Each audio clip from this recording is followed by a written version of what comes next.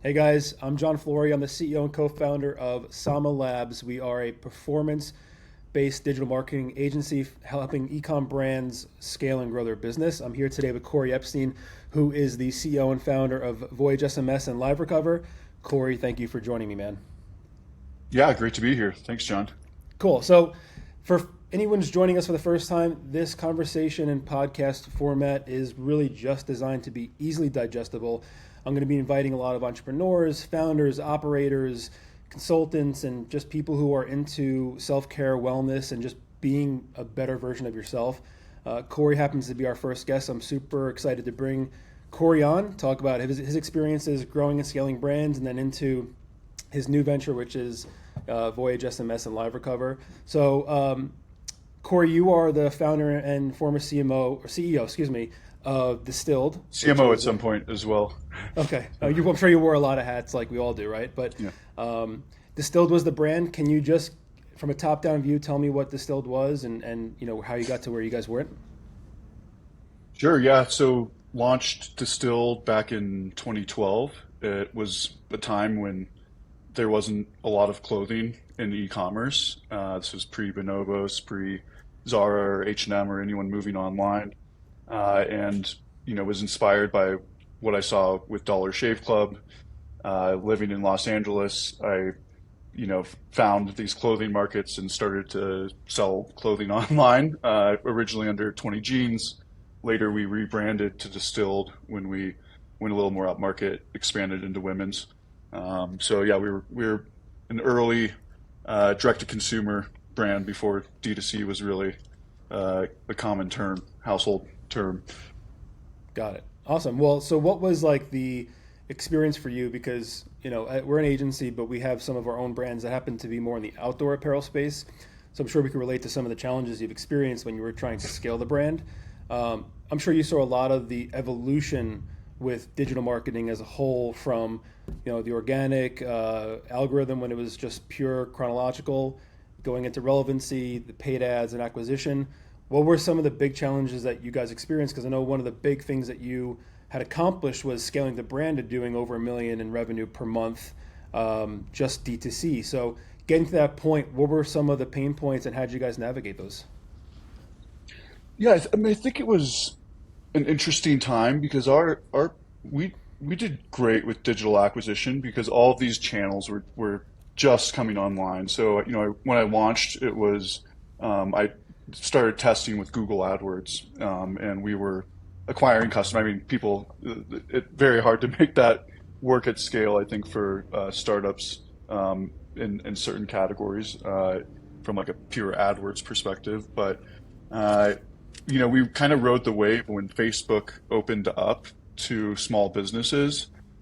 It was just crazy, $5 CPA and thousands of conversions. And It's like a golden era. our biggest challenge was inventory, honestly. And that was probably the factor I downplayed is making jeans is really hard and making like a full line of jeans and other clothing products. That becomes much more challenging than I think digital acquisition was at the time. I think now where we sit today, obviously, these channels are hyper competitive. The sophistication required to execute efficiently is significantly higher bar. For sure. For us, it was like, I think we kind of invented like the triplicate ad form of just three product shots, and like we could just run with that all day and acquire customers for 10% of our average order value. So those days are gone, and I think that's where having really sharp agency to assist, or at least a really close circle of people in the trenches. These markets move super fast. The tech moves super fast. I still think, one way that can be applied to the current moment is just, always trying to stay on top of. If you're facing saturation with the basic channels, be a first mover on new channels and figure them out because, it takes big companies meetings about meetings to launch. And while that's taking place in a new ad market, bid rates are much lower. You can Hmm. achieve a ton of scale. Like for example, when Instagram ads launched was like massive bump in conversion for several months while everyone got up to speed and saturated the platform. So I think just moving fast on new channels, testing, and in hindsight, have a solid supply chain and, replenishment cycle that you can, grow with. Yeah, that's helpful. I think, especially from our perspective, when we work with brands and help brands scale, they get to this inflection point of their ads are performing, they're driving revenue. Then they have to think about season, especially if you have a seasonality type of product where you're always coming out with something new, whether it's 2, 3, 4 times a year, new flavors, of course. So that becomes the challenge. And I'm sure we could talk about that for well more than 15, 20 minutes about having to navigate, well, shoot, we need the extra cash and liquid to get the supply chain ready for the next product run. We also need to keep our ads running because we can't shut off the well, right? And I know a lot of brands face that challenge too. So That's where like turnaround time is one of the biggest factors in like how you're going to be able to scale the business, right? If you have to plan a year in advance on inventory, good luck. Yeah, which is harder said than it's easier said than done because like you had mentioned, things are moving so rapidly that it's hard to keep up with your own self, especially if things are struggling a little bit from a performance perspective. Because most brands today, they are struggling. I mean, the privacy regulations are in place. I mean, I don't want to put so much emphasis on the iOS changes, but it is making an impact on brands' ability to perform. Where the new norm is, can we at least break like a 1 to 1.5 on top of funnel acquisition, right? And then that becomes a new norm. Whereas previously it was 4, 5, 6x was something that you Right. guys can really build a business around, which leans in obviously into first party data and the importance of that, especially for subscription type of businesses too. So kind of on that same vein, you obviously scaled the brand. You had done an exit with the brand. What was the turning point for you to say, you know what, it's my time to, I've done what I need to do with the brand. I need to do this next milestone for yourself as, for your own wellness and career, and probably for the betterment of the brand and you to move on. What was that turning point for you to make that decision? Well, part of it was just my excitement around what I saw as the possibility with SMS marketing. Early on, realizing done properly can grow an SMS list faster than email, and then the response rates are 10x email. And like as we've seen, email has been one of those channels where when I launched Distilled, you'd send out an email and your traffic would just spike to thousands of users, right? With now that is not as much the case with SMS. That still happens. So part of it was just being so excited about SMS and thinking we could do a better job than the big incumbent that you guys are all familiar with. We were super early customers of theirs, and there were things missing that we still feel are missing from their platform, and that's why we pursued it. But additionally, as I mentioned, supply chain became the hardest part about Distilled and what became Digital Brands Group. The company changed direction and moved after building a conglomerate through acquisitions. I had moved into a CMO, CTO role, and then we hired those people. And at some point, it was time. So basically, for you, it was more like, hey, useful. right. Well, it was more like, hey, I've done everything I can to help this brand get to this point. You got more excited about the opportunity of leveraging what you saw as an operator from these SaaS companies and how to parlay a better experience to other operators that were struggling with the same sense and helping navigate that. Which I Exactly. commend that. That's awesome. On a similar note, what do you think that anybody looking to scale and eventually exit, or if someone listening to this is ready to exit their brand or really considering or thinking about that, what would you say the number one piece of advice you would give them if they're starting to pull that idea around their head? Well, I think it's in, you know, it's not easy to get acquired in this space, right? So I think in some cases, I think it's better for a founder, to really push the thing through true scale on their own, because the valuations until you get to real scale is not, like, generally not that great for the amount of work that goes into building these things. Sure. Um, so I think it's all about being pragmatic with the offers you have on the table, right? I know early D2C brands that passed up like 30 million acquisition prices. I think in 2023, they probably wish they had just taken that back in 2015, right? Hmm. Um, so I think it's being pragmatic, but also being willing to let go. But and it's always just a value-based decision, right? Sure. Is how certain am I about the future and the size of the exit and all of those things. And for some people, that's not even why they start businesses, right? They want to run it as their own lifestyle business, and that works for some people well as too. Yeah, of Um, course. it feels, yeah, it feels like we're probably in a little bit of a winter for attractive valuations in Hmm. D2C exits. Yeah.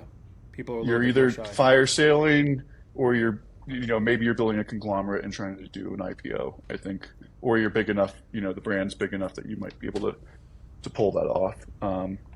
Or just, it's not always the worst thing to run it as a cash flow business. There's a lot more That freedom in works that. too. Trust me. Yeah. Yeah. Yeah, for Yeah. sure. Well, I think for in our experience and working with a lot of other operators and founders that have exited, I think it just kind of like you were alluding to is finding the right partner based on what you're looking to do, right? How you view yourself involved in the brand or the business in the next 3 to 5 years, or is this kind of the stepping stone to get to something else, which obviously led to you to Voyage and LiveRecover. So really want to tap into that while we still have some time. Um, Explain live cover in your words, because I know I can do it in my words. But Yeah. explain live cover to people that may not have heard about before. They know what SMS is, they know what email is. Live cover obviously is creating a genre of its own. So in your words, can you tell the listeners how you view live recover? Yeah, sure. So, and easy to confuse it with other channels. LiveRecover really sits alone in offering, uh, a team of live agents that work on behalf of the brand to recover sales. And we're the big difference in why we're able to contribute about 10 to 20% incremental revenue lift for brands using LiveRecover is when you have a human live agent on the other line, you have permission to send SMS messages and engage in a conversation, even if someone isn't opted into a marketing list. And so what we found is we were able to contact about 6.5 times more people than are contacted through marketing lists. And these are people that are not receiving any of your other funnel. And so when a live agent reaches out, it's a very intimate experience. We've heard that customer service tickets can drop from 10 to upwards of 25% because our agents are helping answer questions through the process. And it's, incredible conversion rates. So we recover anywhere from like 10 to 40% of these carts for the conversations that we have. Um, with the way we charge based off commission. So brands are only paying when we convert sales. Um, this also works really well with our agents. So our agents are all performance incentivized, and so we found like anyone trying to like even compete on this solution, they don't have the agent expertise that we built up over the past 3 years to perform at the same levels. Uh, how it works for a brand, really simple install. They give us their knowledge base and frequent questions, and then agents leverage that. And whenever they receive an abandoned cart, an agent reaches out, engages them in conversation, offers a discount, answers any questions they have, and have turned lost opportunities into loyal customers. So it's super effective. We had our largest brand was acquired by private equity. They did had some consultants come in and do a series of A/B tests to figure out if they should be paying us so much money every year.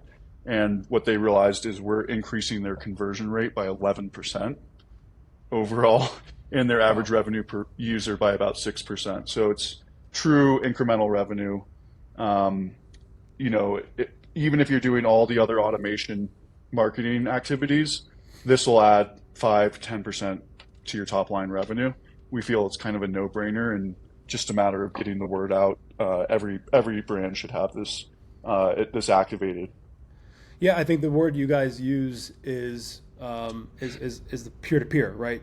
Which doesn't really exist in the abandoned checkout ecosystem, right? You have your email flows, you have your SMS flows, great, which is pretty autopilot. I think what you mentioned before about being first to something and being really, really good at it is this, because consumers are getting used to getting abandoned carts. They're used to getting the SMSs, and what we found is that people get impatient and they get complacent oftentimes with a lot of these marketing tactics. So you're now more than ever, you have like a very small window to think creatively out of the box versus relying on something that's worked 1, 2, 3 years ago, which is completely obsolete these days.